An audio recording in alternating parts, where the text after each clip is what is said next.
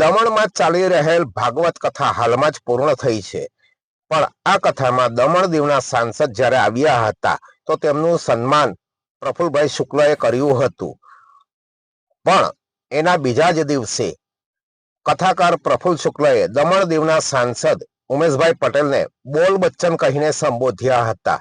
તો શા માટે એક કથાકારે સાંસદને બોલ બચ્ચન જેવા નામથી સંબોધવું પડ્યું હતું?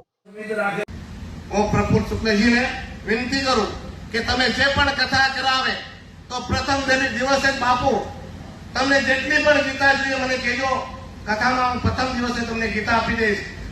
મારા તરફથી એમપી લાડનું જે ગૌ રક્ષા મંચ માટે એમ્બ્યુલન્સની જરૂર હતી એ મેં લેટર ઓલરેડી જાન્યુઆરીમાં જ લખી દીધો છે. થોડા સમયમાં તમને એમ્બ્યુલન્સ ગૌ રક્ષા માટે મળી જશે. સાથે સાથે હું પણ એક ગૌશાળા ચલાવતો હતો, તો તે સાથે સાથે મારા ગૌરક્ષા મારી જે ગૌ માતા અને મારા તરફથી 51,000 રૂપિયા હું ગૌરક્ષા મંચને આપું છું. જે કિસી તો ગન ડાઉનનો જ હુકમ આપે કે ગુનો કરે એની કોઈ કેસ નહીં, એની કોઈ એફઆઈઆર નહીં, સીધા ઉપર ही પહોંચા દેને का.